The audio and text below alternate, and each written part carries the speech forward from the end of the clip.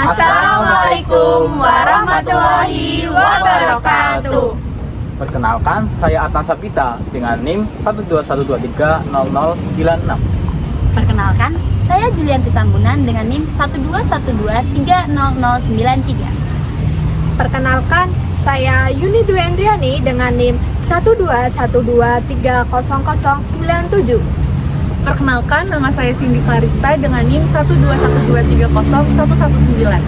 Di sini kami akan menjelaskan mengenai research misconduction, yaitu kisah dari Yoshitaka Fuji tentang pemalsuan data publikasinya. Sains dibangun atas dasar kepercayaan. Kita semua percaya bahwa data yang dipublikasikan adalah hasil nyata dari penelitian. Namun, apa jadinya jika ternyata ratusan publikasi ilmiah merupakan karangan semata? Inilah kisah Yoshitaka Fuji, seorang dokter anestesi dari Jepang yang dikenal bukan karena kontribusinya, melainkan karena dirinya memegang rekor dunia, yaitu penarikan atau retraction publikasi ilmiah terbanyak sepanjang sejarah modern. Sebuah kisah bagaimana sistem ilmiah bisa kecolongan, bagaimana data palsu bisa menembus jurnal-jurnal ternama, dan bagaimana dampaknya menjalar hingga ke ruang operasi rumah sakit. Yoshitaka Fuji merupakan seorang ahli anestesi yang menempuh pendidikannya di Universitas Tokai dan lulus pada tahun 1987 dengan gelarnya yaitu Doctor of Medicine. Ia kemudian melanjutkan studi pasca sarjananya di Universitas Kedokteran dan Kedokteran Gigi Tokyo dengan spesialisasi anestesiologi dan mendapatkan gelar PhD-nya. Selama karirnya, Fuji berkiprah dalam berbagai institusi, di antaranya Universitas Kedokteran dan Kedokteran Gigi Tokyo, Universitas Tsukuba, dan juga Universitas Toho. Sejak awal tahun 1990-an, Fuji sangat produktif dalam publikasi studi klinis, khususnya tentang obat antiemetik, yaitu sebuah terapi untuk mencegah rasa mual dan juga muntah pasca operasi. Topik tersebut tentunya memiliki relevansi yang sangat tinggi karena hampir semua pasien anestesi akan mengalami mual dan juga muntah pasca tindakan operasi. Dalam dunia literatur medis, Fuji juga sempat dianggap sebagai bintang karena dirinya yang memiliki publikasi dengan jumlah yang sangat luar biasa, kemudian hasil yang sangat konsisten, dan juga kesimpulan yang tampak sangat meyakinkan. Namun, justru konsistensi yang terlalu sempurna itulah menyebabkan sebuah permasalahan yang sangat besar. Salah satu contohnya adalah artikel yang dipublikasikan pada Journal of Obstetric Anesthesia, di mana studi ini mengklaim menggunakan uji acak ganda tersamar ganda untuk menilai efektivitas obat anti mual. Desain penelitian ini adalah standar emas untuk melakukan uji klinik. Namun, pada akhirnya artikel ini dan banyak artikel Fuji lainnya ditarik dari literatur. Mengapa hal ini bisa terjadi? Karena ada beberapa alasan. Yang pertama, karena data yang tidak dapat diverifikasi, kemudian hasil yang terlalu sempurna, dan adanya dugaan fabrikasi. Hal ini dapat menjadi penanda bahwa publikasi yang terlihat sangat sempurna ternyata rapuh di balik layar. Kebohongan ini mulai terbongkar berkat kerja anestesiologi asal Inggris yaitu John Harrison. Pada awalnya ia mencurigai salah satu publikasi Fuji itu terlalu sempurna untuk menjadi kenyataan. Contohnya seperti variabel-variabel seperti usia pasien, berat badan, dan juga kondisi medis yang selalu terbagi rata sempurna antar kelompok uji. Padahal dalam kenyataannya seharusnya selalu ada variasi-variasi kecil. Kemudian Carlisle melakukan uji statistik secara mendalam dan pada akhirnya menemukan pola yang seharusnya tidak terjadi apabila data dikumpulkan secara acak.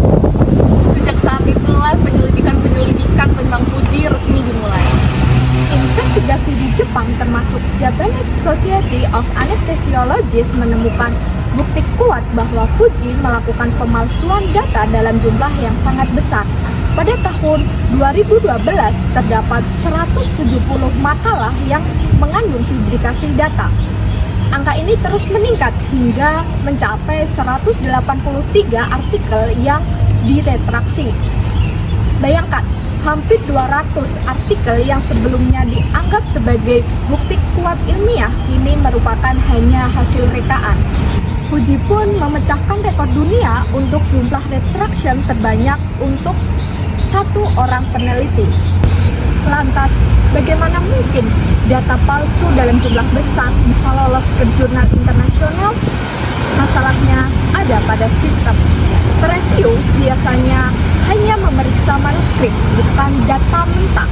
Mereka tidak mempunyai akses catatan pasien dan tidak meninjau langsung di lapangan. Ditambah lagi adanya tekanan akademik, publish or perish. Semakin banyak publikasi, maka semakin tinggi pula peluang karir seorang peneliti. Kombinasi ini merupakan celah besar bagi sebuah kebohongan. Dampaknya tidak sepele. Studi Fuji sempat masuk ke dalam meta-analisis yang merupakan analisis gabungan yang menjadi dasar rekomendasi klinis. Artinya, dokter-dokter di seluruh dunia telah mengambil keputusan berdasarkan data palsu.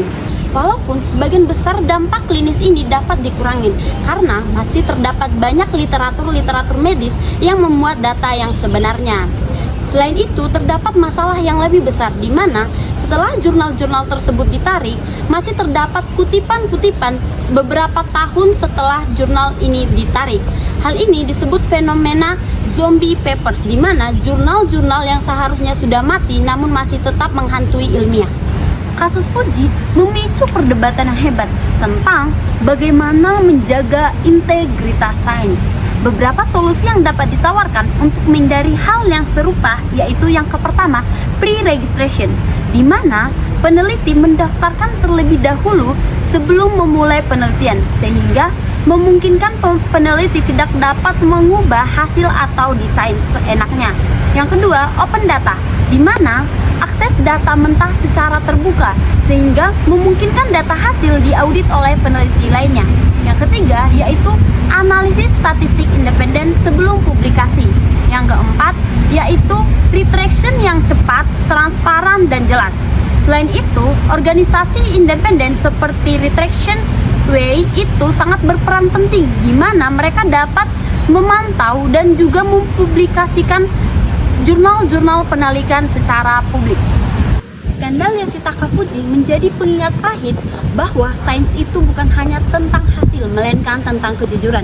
Sistem bisa diperbaiki, teknologi bisa dikembangkan, tetapi tanpa integritas semuanya akan hancur. Bagi peneliti, jurnalis, maupun masyarakat umum, mari kita menerima segala sesuatu harus secara kritis, menuntut transparansi, dan juga tidak menerima karya ilmiah begitu saja. Karena pada akhirnya bukan hanya tentang reputasi, melainkan tentang nyawa manusia. Sekian penjelasan dari kelompok kami. Terima kasih.